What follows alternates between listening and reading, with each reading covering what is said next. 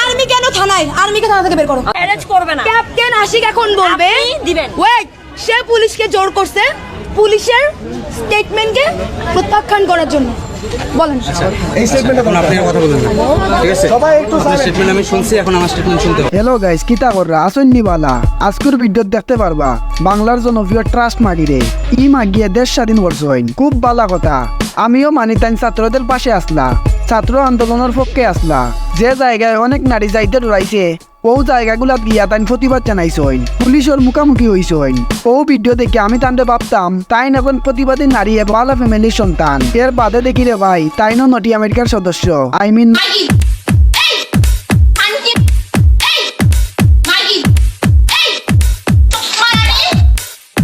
আল্লাহর দুয়াই রে ভাই, এটা আমার অনির ফুটির বাপ থেকে মনে হয় তাইন দেশ একলা স্বাধীন করছেন। হাসিনার দেশটা কি একলা বিদায় করছেন, ছাত্রদের পক্ষে একলা কথা কইছেন। তানরে দেশের প্রেসিডেন্ট বানাইয়া দিলাও, ওই তানরে দেশের প্রেসিডেন্ট বানাইয়া দিলাই মু ডক্টর ইউনুস রে কইমু তাইন পদত্যাগ করতা, ও খাঙ্কি মাগিরে দেশের প্রধানমন্ত্রী বানাইতা।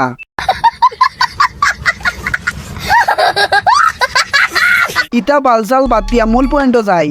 গত কয়েকদিন আগে সেনাবাহিনীর লগে তানোর একটা ভিডিও ঠিকই দেখছইন। ঘটনার মূল কাহিনী না জানলেও ভিডিওটা ঠিকই দেখছইন। একটা আর্মির সাথে তর্কাতর্কি করে আর্মি বাইটা চুপচাপ রিপ্লাই দেয়। তাইন বগার প্রধানমন্ত্রী চেটর ভালো হয়ে গেছইন। সাগনুল্লাহ খান বে বে করে উত্তাল্লাহ খান চিল্লার শুয়ারের বাচ্চা খাঙ্কি মাগি।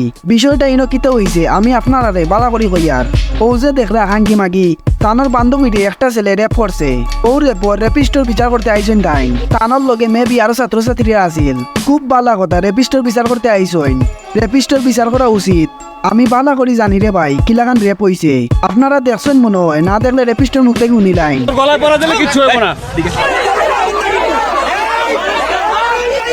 স্বীকারোক্তি দিচ্ছি যে আমি 2023 সালের 23 ডিসেম্বর রিয়াদের বাসায় যাই। সেখানে আমাকে দাওয়াত করা হয় যাত্রাবাড়ি থানার অধীন শনির আকড়া এলাকায়। আমরা 4 জন মিলে মদ পান করি এবং এক পর্যায়ে আমি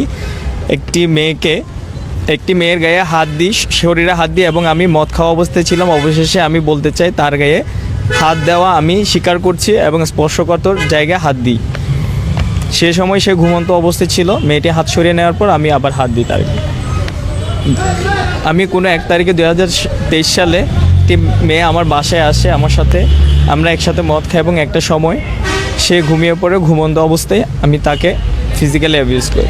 ওকে ওকে ওকে, আমরা কিটা শুনলাম ভাই? ও মেয়েটা রাত তার বাসায় গেছে, তার লগে বইয়া মদ খাইছে, তারপরে ছেলেটা ফিজিক্যাল অ্যাটাক করছে। ভাই আমি ছেলেটার পক্ষ নিয়ান না, ছেলেটা যে কাজ করছে খুব খারাপ কাজ করছে। আমিও একটা সাপোর্ট করি না, অবশ্যই আপনারাও করতে নাই। ইভেন এই জিনিসটা কেউ সাপোর্ট করতো নাই। এই কর্মকাণ্ডর লাগে জুতা বাড়ি দেওয়া উচিত, ইভেন নুনু কাটিয়ে দেওয়া উচিত। কিন্তু ভাই একটা জিনিস খেয়াল করেন, এই মেয়েটা কোন লেভেলের মাগি হলে রাতকাল একটা ছেলের বাসায় মদ খায়? কেমন মাগি হইলে এখন কাম করবো এখান তো আপনারা বুঝরা। আবার ও কাঙ্কি মাগিরা বলে ইজ্জতের কথা। তোমরা ইজ্জত আসেনি? তোমরা তো ইজ্জত নাই। রেপ করলেও কিতা, না করলেও কিতা, তোমরা তো কাঙ্কি মাগি। তোমরা যদি ইজ্জত আর সম্মান যদি টুকাই দেয়, রাতকাল পয়েন্টের বাসাত গেলা না এনে পয়েন্টের লগে মদ খাই দেয় না এনে। ছেলেটারে আমি সাপোর্ট করলাম না। ওর মুখো তুতু দিছইন, মারছইন, আমার কিচ্ছু আয় যায় না। যারা ছেলেটারে মারছইন একটা বার কইছইন নি ও মেয়েরা রাতকাল গিয়া ছেলেদের সাথে মদ খায় খেনে?